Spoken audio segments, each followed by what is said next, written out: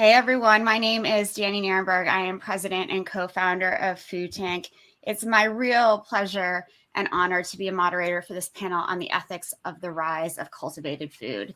As the cultivated sector grows and evolves, there are lots of questions that we need to ask about sustainability and ethics and whether we can create a just transition for farmers and ranchers.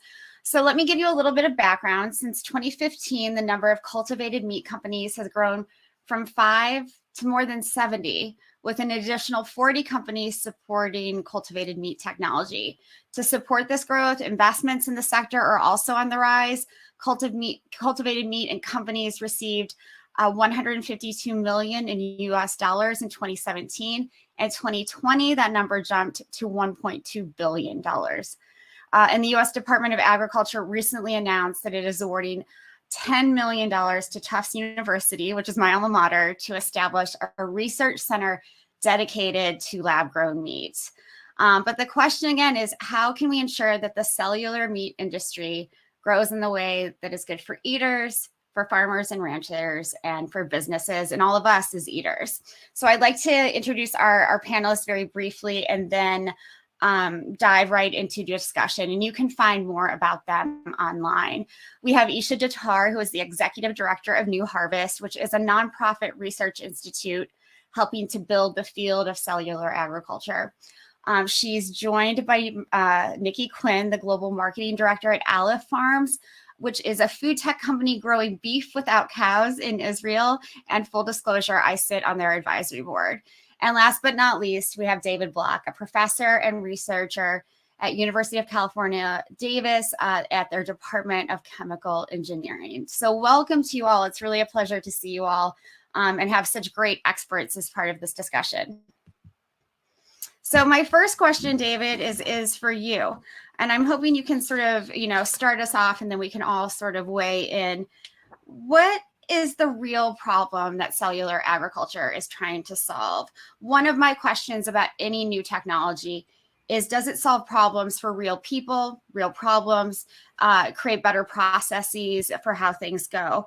And I'm wondering if you can weigh in. What problem are we trying to solve here? Well, it's interesting. We have now about 45 researchers at Davis who are working in the area of cultivated meat, and I think every one of them comes at this from a different angle with different interests and different motivations for wanting to develop cultivated meat as a process. I think everybody can agree, though, and maybe the most important thing, if you step back, is that we know by 2050 there's going to be enough people on this earth that there's not going to be enough food to feed them. And I think the idea of coming up with new ways of producing protein to complement the ways that we're already doing it conventionally is going to be important, just to be able to feed people. And that's above all the other issues of animal rights and ethics issues and antibiotic resistance and all those other kinds of things that cultivated meat could address. But I think for me, stepping back and thinking, how do we create enough protein to feed the people that are going to be here globally is the most important issue. Interesting. Thank you so much. Isha, could you weigh in on that? I'm often, I hear that stat that we're not going to have enough food to feed 2050 people, to feed everyone, 10 billion people by 2050, right?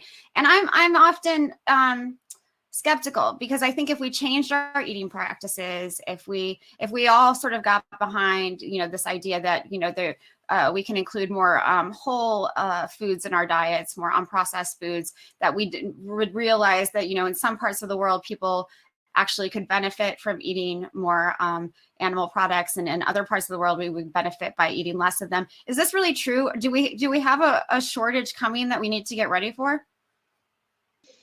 Well, I can't see the future, so I don't know. But if I were to point at the problem that CellAg aims to solve, it is definitely all of this. I think Isha is having some technical difficulties. Are you guys experiencing that as well? I can hear her. Oh, I'm so sorry. That's okay. I hope everyone else can hear it. Please keep going. I guess I am. Sorry, yeah. Isha. Okay. No worries, Nikki. But I think one of the biggest problems is seeing the limits of animal agriculture. And I think Animal agriculture is what is linked to all of the many things that David mentioned. And so when I think about the promise of cellular agriculture, it isn't necessarily promise that exists in growing meat from cells. It's the promise that exists in growing meat from cells so that we are not dependent on animals in the same way. And so I hope that's something we can talk about on this panel, is like, how do we actually link those two things together? Because they are kind of separate. I mean, I think a lot of these, companies who have existed in the space and a lot of the researchers are all driven by mission. I really do think we're still in the early days of CellAg, and we're coming to this for mission because it's not an easy problem to solve by any means. And there's like layers and layers and layers of problems to solve. But I think that we're all oriented around this idea that we can create a more sustainable future. I don't know if it's about feeding more people in 2050 or if it's just about feeding people in 2050. I think we are just acknowledging that the way that we feed people today, there's limits and boundaries to that. We're seeing the cracks in it, and we have to figure out how to feed the population no matter where it is in 30 years. Yeah. That's great. And I want to come back to that cracks issue later, because we've seen so much of that happen during the pandemic. So Nicky, from Aleph Farm's perspective, what problem are you and all of your colleagues trying to solve? Hi, I'm sorry, I wasn't able to hear Isha, unfortunately, so I wish I could respond with awareness and building off of things that she said, but I'll just speak to Aleph, and you can hear me correctly? You can hear me okay right now? I can hear you, yes. Okay, great. Sorry. So, well, I guess to respond to what David said, I think there's so many ways to think about ethics. There's so many different angles. And you mentioned food security, for example. And for us, that sort of sits under the umbrella of sustainability. And when we think about sustainability, we like to think about it holistically. And it's one of the main drivers for Aleph in terms of, I guess, the way we think about ethics, but I think it takes into account animal welfare as well, of course. But within sustainability, we uphold four pillars of sustainability, and that includes environmental, that includes health and nutrition, it includes economic sustainability and social sustainability. So that's how we sort of, I guess, one of the angles from which we see ethics and the way we're approaching ethics at Aleph Farms. I'd like to hear more about that social sustainability pillar, because, one of the questions I wanted to ask you is, how do we reach a just transition when we're talking about cellular agriculture? Because there's a lot of people who are, frightened, and probably for good reason, that they will lose their jobs, that this will change their way of life. How do we, what are some of the ways that you're thinking about how we reach a just transition? Yeah, sure. So Aleph Farms has sort of a non-binary approach, an inclusive approach in terms of our vision for the meat sector. We have a white paper that speaks to this in greater and more eloquent detail on our website. If anybody would like to take a look at it, it's available. And in the white paper, we detail this inclusive vision where it's going to be about multiple solutions coming together to create this transition to a more sustainable and resilient food systems. It includes the reduction of meat consumption, okay? It includes plant-based innovations. It includes sustainable livestock agriculture, regenerative agriculture. We say sustainable because we think that's actually more inclusive. There are many different types of sustainable agriculture. Along with cultivated meat, we really see cultivated meat ultimately as supplementing sustainable livestock agriculture. And when we transition to sustainable livestock agriculture, we see a reduction in yield. And we think it's important that we have resiliency in our food systems. So we very much see cultivated meat, again, as a supplement to sustainable livestock agriculture. Unfortunately, we think, and it's a replacement for intensive agriculture, which I think we can all agree is grossly inefficient when you take into account the true cost of food. And in terms of dialing a little bit more into detail about social sustainability and how that manifests for Aleph and our strategy, I think a great example is a recent announcement that we made about a research project that we're doing with Federation University in Australia. And it's going to be a multi-year project where we're going to be investigating and researching about the social impact of cultivated meat on the industries, and how we can create inclusive business models and ensure a just transition for people that are affected by, the general transition to these new, more sustainable food systems. Yeah, absolutely. I mean, I think one way to really look at this is a tool. This is not a replacement. And I think often when people hear cellular agriculture, or we're going to get rid of, all the other kinds of meat. But this is really just another tool in a toolbox of hopeful solutions that we can use moving forward. So cracks and resiliency have come up, and we're still in the midst of as we all know, this pandemic that has unveiled a lot of cracks in the food system. So I'd like you all to imagine, when we were seeing processing plants for beef and poultry and other animals shut down over the last year and a half, what would if cellular agriculture had already been in place? So let's imagine that this field started 20 or 30 or 50 years ago, and everything was sort of already in place. Would we have seen those kinds of disruptions in the meat sector? I don't know who wants to take that on first. Maybe Isha or David. Go ahead, please. Yeah, I mean, of course, it would be guessing for me to say, whether I'm asking you all to guess. Sure. I mean, that's why we're here. I would say that one of the things I am in the chemical engineering department at Davis, but I'm also actually mostly in the viticulture and enology department, the winemaking department. And so we work with agriculture all the time. And I think one of the keys with agriculture, whether it's from a pandemic or flooding or drought or extreme weather events or labor shortages, whatever, is that there are natural cycles in agriculture, and usually they're not predictable. And I think for me, having alternative methods for production, whether it's cultivated meat or other methods, can help even those out. Now, whether that would have happened in a pandemic or not, I don't know. But if I look at my background, I was in industry working in fermentation before I started teaching at Davis, and working on very large scale fermentations. And the kinds of things that we were using for those large scale fermentations, which were bacterial fermentations in that case, were some of the same ingredients that would go into, or very similar to things that would go into animal feed. And so if you look at this as a way of, if the same producers could potentially be doing both, creating meat conventionally and using those same raw materials at times when they need to even out those cycles, to go into a fermentation process to produce meat or fungal meat alternatives or whatever it is, the distribution is probably going to be similar. And so for me, having those multiple ways or alternative ways of producing protein are potentially a way to even out those agricultural cycles that we would see, whether it's due to a pandemic or some other kind of natural event.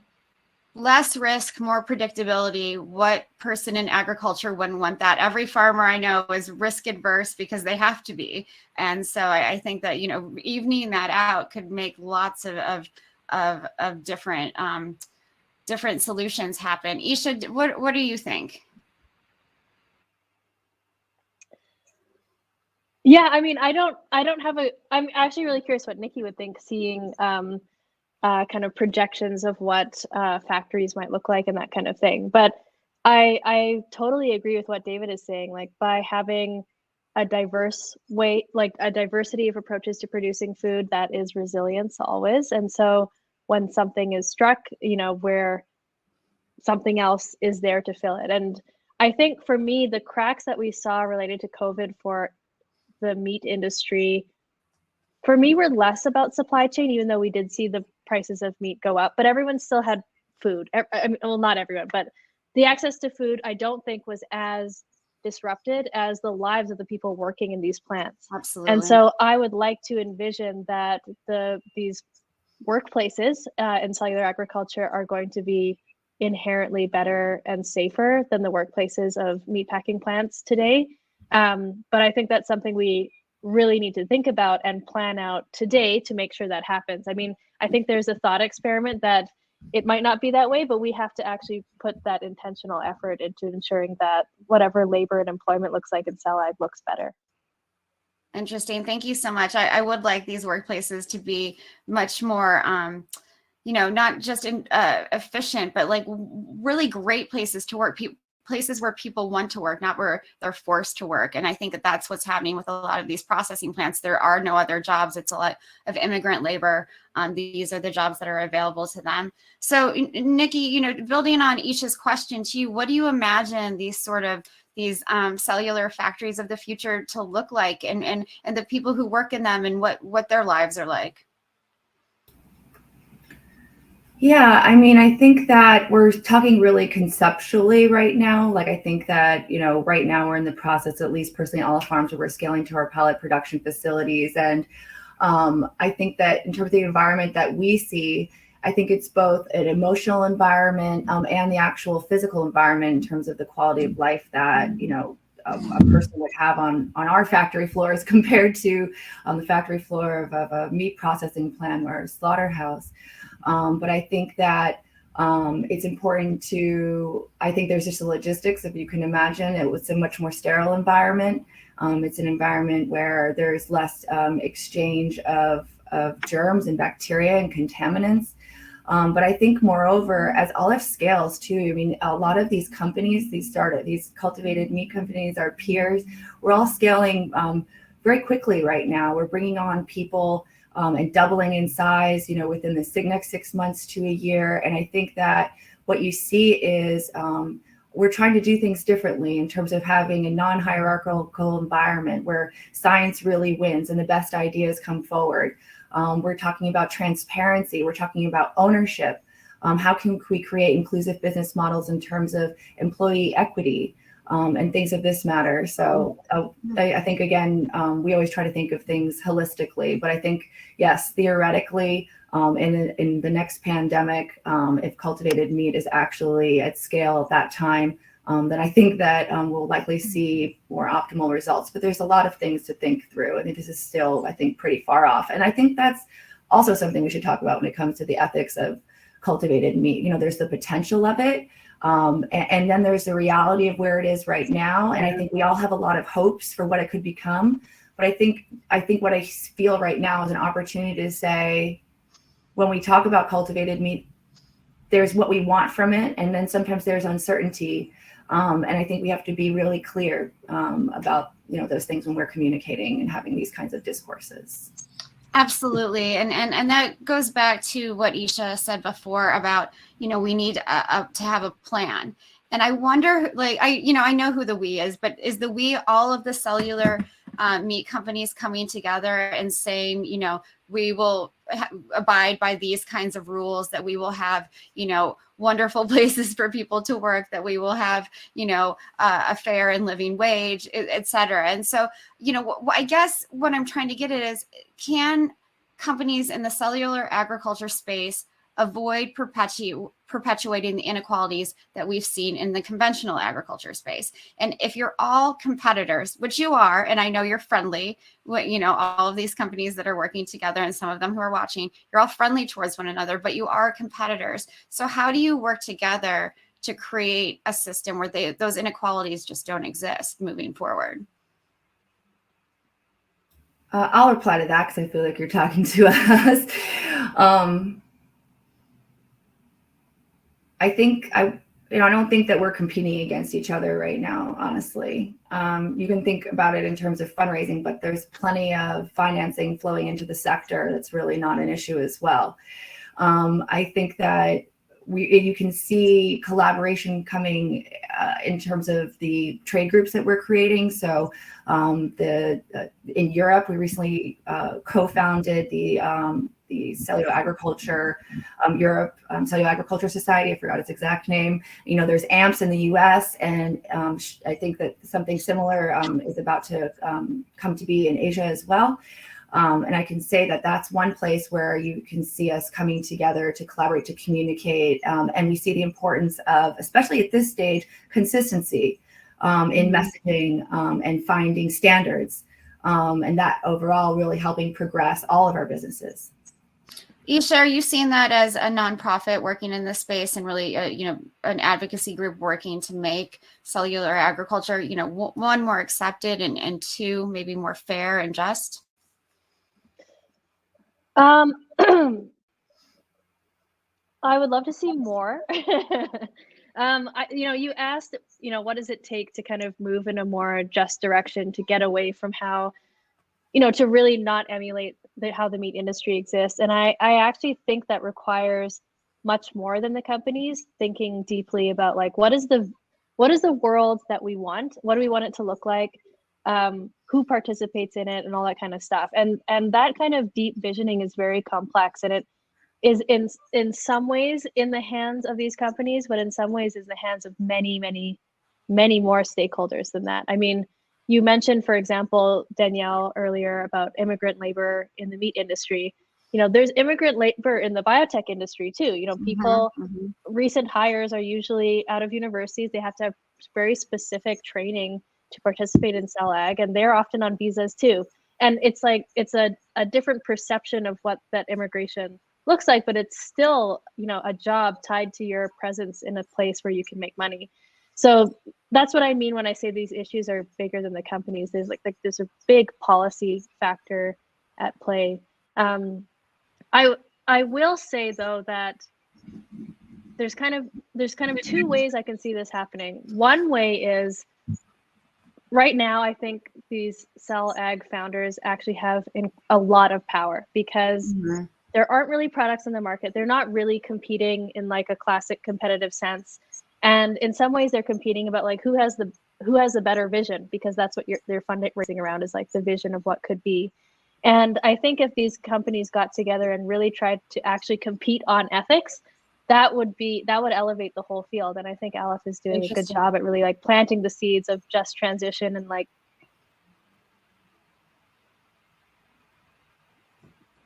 Isha, you've cut out for me. You might have accidentally gone on mute. Nope, that's the AirPod thing. Can you hear me now? I can. Yeah. Okay, great. The alternate issue is that, or the alternate future is that these companies don't recognize their power and they just kind of enter a competitive space like regular companies. And that is the future that I think is less interesting, because I have less belief that it'll turn something different than the current meat industry. And I think that even cell ag, as it started, like the very first companies were very, very kind of vertically integrated, saying, we're going to make chicken or pork or beef. These like next generation companies are like, I'm going to work on bioreactors. I'm going to work on media. And I think they kind of have a more ecosystem approach to supply chain. It'll be interesting to see like what does the future actually look like? Does cell ag actually make sense vertically, or as like this kind of rich ecosystem of several companies working together? This is a really rich and interesting time right now, because there is a lot of pressure, I would say, on companies to be able to choose, what direction they want to go in. Absolutely, absolutely. Danielle, Of course, please. Please. So I just, I'm thinking about the social aspects, and Nicky and Isha spoke to this, I think, really well. But, I don't think it's that hard to think about what one of these facilities will look like, at least the upstream side of it, because there are lots of these facilities out there, not for cultivated meat, but for, antibiotic production or citric acid production or things like that, which are at the scale, or wineries or breweries or things like that, which are at the scale that we're thinking about for, ultimately for cultivated meat to make it profitable. So, when you think about these facilities, one of the things that I worry about a little bit is the same thing that I worry about for agriculture in general. And that's, as agriculture becomes more automated, or you go to a facility that's an automated facility, the people that get hired into those facilities need more and more training. And I think we need to start thinking about that now. Yeah. Because as Isha said, yeah, you go out and you hire people with bachelor's degrees, but what about the majority of people out there who don't have a college degree? What are they going to do? And are they going to be displaced by an industry that requires more and more training? And I don't think that has to be the case. I think it can be a real opportunity, but we should start thinking about training those people now for what they could do in a cultivated meat facility or a fungal facility or something like that. Sure. And like David, I mean, that's such a good point, but it requires going back to, I think what Isha said earlier, but we need some real policy and structural changes here. We do need a revolution in how agriculture works in the US and around the world. And, what I'm trying to watch the chat and see some of the questions that people come up with. And one of the questions that I did want to ask that is alluded to here is, how can we have regulations that support both cellular agriculture and also support sustainable livestock production and support, environmental sustainability and support better animal welfare and better welfare for workers and others? I'm wondering what your thoughts are on all of that. These are lots of ands. It's not, and, but it's and. We have to have all of these things working together.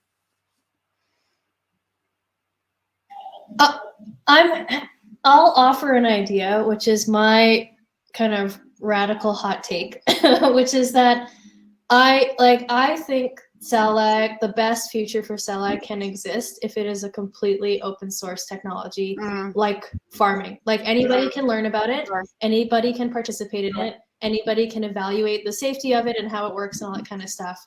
And I think in the past many years of me talking about CellAg being open, I think people perceive that as me being against companies. I'm not against commerce and I'm not against companies existing. We've seen other industries be founded on open, and I would argue that even the meat industry is founded on open. But I'm really concerned that introducing like pharma level IP into our food system does not set us up for success when it comes to like a just transition or a better future.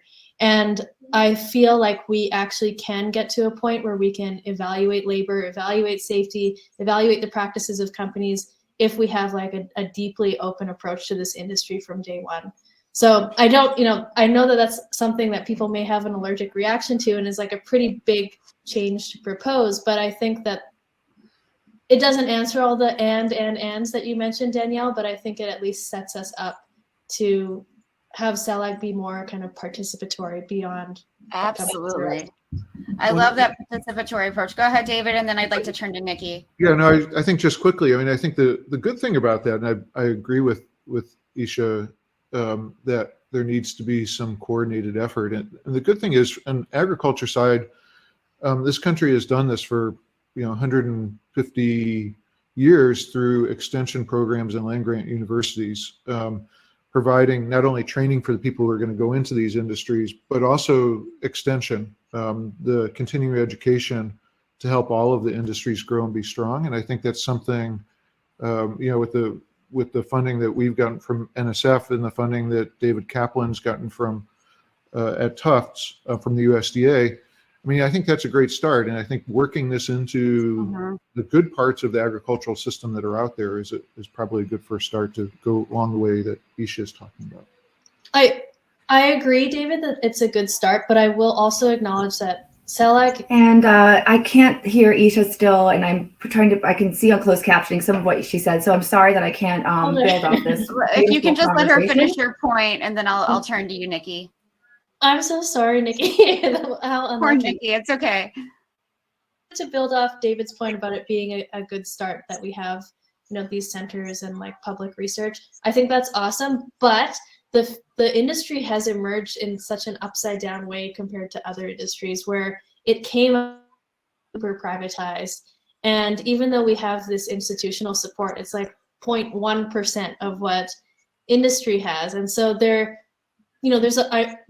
can't not be a ton of redundancy across industry right now. And I think that is really this like race that we often hear about protecting stuff. But on the meanwhile, I don't know if the way that academia functions like can actually catch up at this point. So I actually do think we need to think, while that's a good start, we need to think about like how do we actually create that foundation of openness in pace with what's happening in the private sector. And also that's to support the private sector too. Like I don't want to make it seem like it's antithetical to the private sector. Like that foundation helps companies too. Like it's a Absolutely. bigger kind of ecosystem question. Yeah. Absolutely. Nikki, I'd like to turn to you. We've been talking about open source and what that means for companies and, and how it, Isha was just talking about how it could really help companies, gain more gain more knowledge, gain more of the tools that they need to succeed. And I'm wondering what your thoughts on, Aleph Farm's approach to that, having the technology be open and available. Yeah, absolutely. This is, I would say, a hot topic internally at Aleph Farms right now. And I think that a recent announcement that we made speaks to some of what we're talking about here regarding, the supply chain and our recent announcement with Wacker for our animal-free growth medium. And that we decided very intentionally to make that agreement, open source, meaning it's available to anyone in the industry for the price at which we negotiated it. And the more that we buy, the more that gets better for everybody. So we see, again, inclusivity in terms of our philosophy regarding the supply chain. I think as we're thinking about growth, we're really trying to think, we don't need to rebuild everything from scratch. If we're looking to reduce CapEx, these facilities are not cheap. And if we really want to be a real solution, we need to be at scale. And we're thinking very holistically about where up and down the value chain can we plug into something that's existing already. And not only that, but where does it make sense to make it open to everyone? I think that it's easy to say, oh, open source everything, but as a company in our position, it's a more nuanced conversation. And we're discussing, where will it make the most difference? And I think that it's a really important topic. And I'm glad that it's being brought up today. Absolutely. I know we have a little time left, and I want to switch gears for a moment. And this is really a question for you all. How do you think the potential involvement of big corporations, I'm talking about the Tysons and the Cargills, in cellular agriculture will impact what we've been talking about here, the ethics of the industry? These are companies that have often been criticized for a multitude of ethical, crimes in lots of ways. And I'm wondering what you think, having them involved, because they're funding it, on the one hand, they're really trying to change. They see, how the horizon is changing. On the other hand, is that money tainted? No, it's not. That's our perspective. I'll reply I don't know if Isha's speaking, so hopefully I'm not speaking over Isha right now. Green light? Okay. So again, this is where we have Aleph Farms again has an inclusive approach up and down the value chain, and as is publicly available, we have investments and partnerships with industry incumbents from Cargill to BRF, to Thai Union, Mitsubishi, and Migros. And the Strauss Group. And I'll say that, well, they're not a meat processor, never mind, not the Strauss Group. However, I will say that, like you said, Danielle, these are companies that are, that know that where the world is headed, and they're proactively seeking to help and get involved, not only financially, but we're also thinking about, again, where up and down the value chain can we plug into current systems, whether it's distribution, whether it's raw materials. I see in my conversations, because I'm sort of at the front lines of this, I see nothing but people who show up, who are eager for change, and that want to help us solve our problems and help us grow and be a real solution.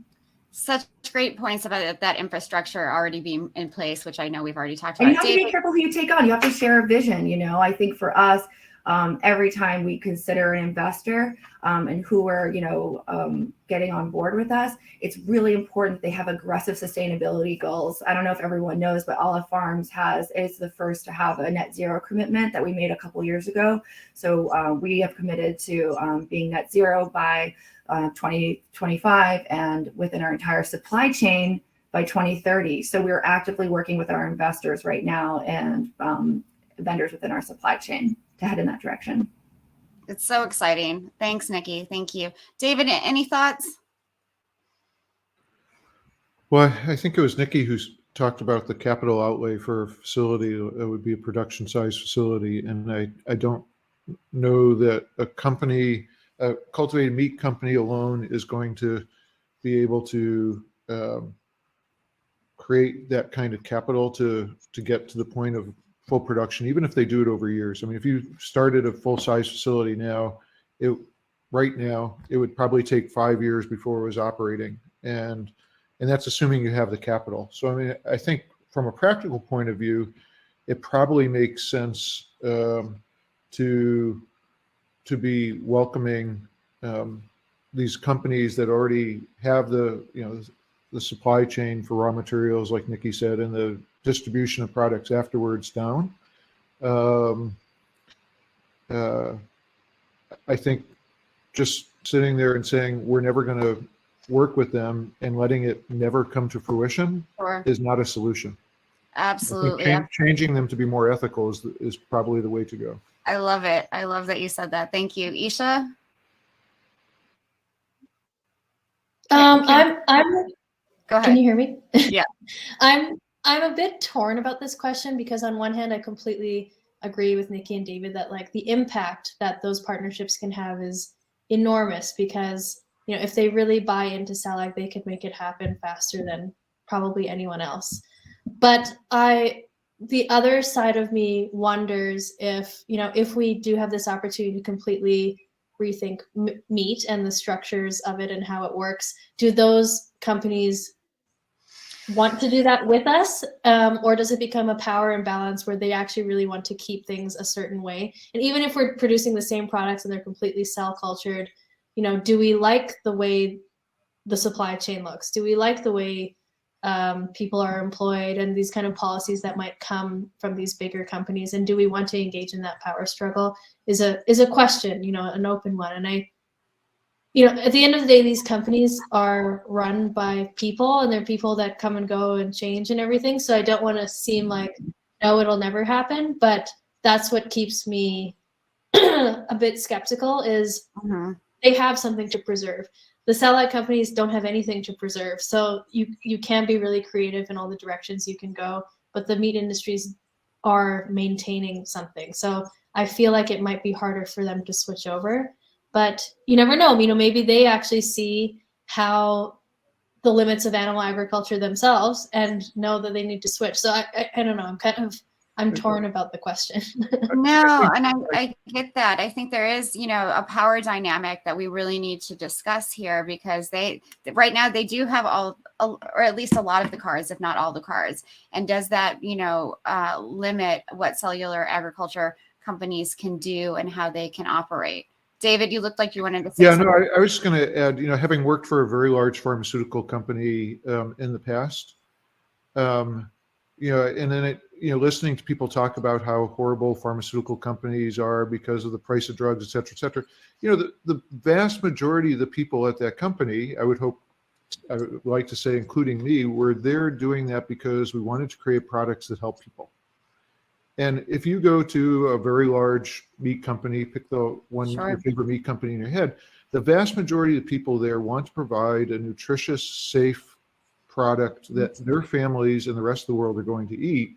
And so what you're looking at is the way the companies are managed at some of the top levels, right? And I think, you know, the good news is they have so many people involved in, say, this event who care so much about these things. Those people will hopefully eventually be taking control of those meat companies and putting in the ethical values that I think most of us share right now. I think that's going to be very important in the future. Change from the inside. Interesting. Because I think, and organizers, correct me if I'm wrong, I think we have about 5 minutes left. I want for my final question to, again, ask you all to predict the future. And I know that's hard, but this is a space that all we can do is really speculate.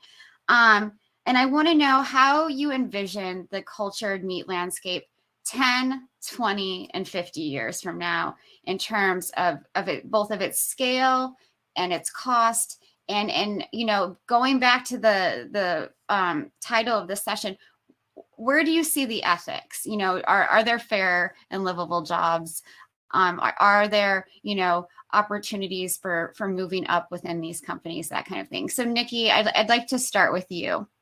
So 10, 20, and remember you only have a few minutes. We have to wrap this up soon. But 10, 20, and 50 years from now, where do you see the industry going in terms of those things that I mentioned? Sure. So I think that one of the first things we think about when being a real solution is being economically viable, and creating food that is just accessible from a monetary standpoint, from a cost standpoint, and socioeconomically. I think in 10 years, I mean, we've committed to achieving price parity within 5 years of launch. And we think this can't just be a premium product for the elite. It very much, in order to scale, in order to be a real solution, has to be accessible. So I think that's a top priority that would need to be achieved very quickly. So I think you'll definitely see that 10 years from now, although I don't think that cultivated meat will be a significant part of the overall meat supply at that point. And I think that, I mean, it's difficult to think about how the ethics would change over time and maybe your goals. You know, I think it will depend maybe at phases of growth. It's true.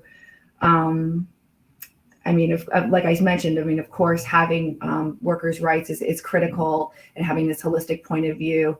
And then I guess in 20, 50 years, I think is when you'll see definitely cultivated meat being a significant part of the overall supply chain. And I think that's when, things would probably really shift in terms of when you're going from feeding, you know, a small group of people to a large group of people. I think that what might be good for one region won't be good for another. I think when you think about sustainability, as much as we're talking about scale, it cannot be a one-size-fits-all solution. So I think that as you see cultivated meat grow as a sector and spread around the world, I think one of the ways we're tackling this now is with our Gen Z program.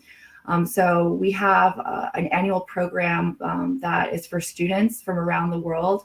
And during this program, we provide just mentorship, but more also co-visioning, and working on actually getting their input on a variety of topics, actually including ethics. One of our groups, there's 2 groups of our program is split into, and one is doing a space experiment, and the other is it's called Do No Harm.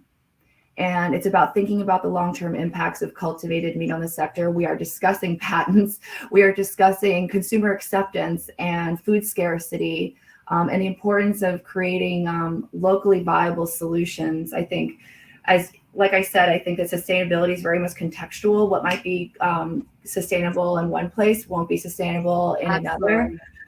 So I think we take that into account.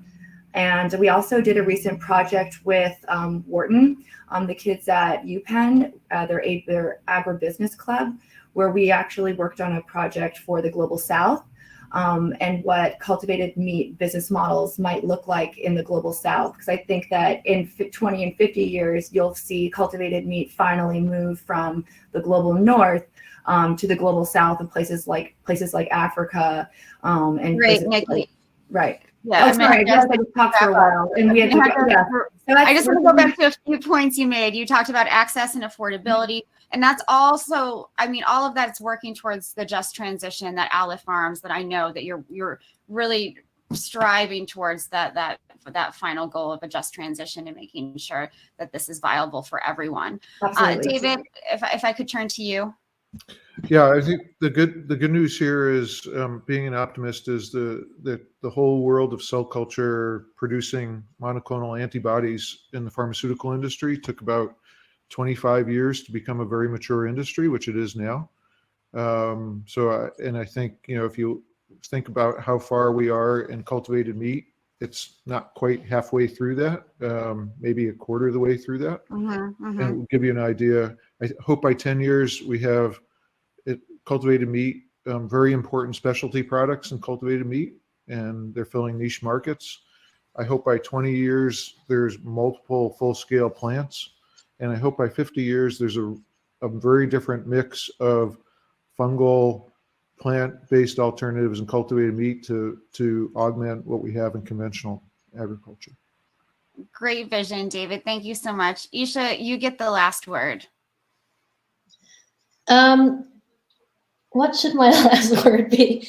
So when we were planning this panel, I was really excited about it because it was the first time I had actually seen a panel really elevate the concept of a just transition. And I know that Aleph Farms has been writing about it. We've been thinking about it kind of internally, but I haven't seen that much like thought leadership and deep conversation about this concept. And so I hope, like for me, I hope the takeaway for us and for the 132 people that these organizers have brought together, I hope the takeaway is that we really center this idea of a just transition in cell ag right now.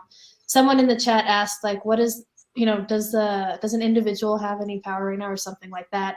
And right. I think absolutely right now, like, we're musing about what workers' rights could look like or what labor could look like and all those kinds of things. Cell ag is so new that there's really, how many, you could count the number of people in cell ag today. I don't know if you could do that in other industries as easily. What if you were the person who stood up and was like, I'm going to be the one that really investigates how workers' rights could unfold in cell ag? That position is open. What if you were like, I want to be the person who figures out what the most equitable supply chain looks like? That is research that we need to do tomorrow. So yeah. I hope the takeaway for all of the people here is like, what are those missing questions and how can we really dig into them the same way we've been digging into like how scaffolds work and how cells work. So I hope this is the beginning of a much longer conversation about a just transition. I do too. And there's so many opportunities here. And I think that's what we all have to remember. There are opportunities to make this industry the way we want it to look. The future can be really bright for this industry, but we all have to sort of work together on it. I want to thank David, Isha, and Nicky for all of your expertise. Thank you so much. And thank you to everyone listening. This has been a great discussion in the chat. I wish I could have gotten to more questions. Thanks, everyone. Thanks, Danielle. Thanks, Danielle. Thank you, everyone.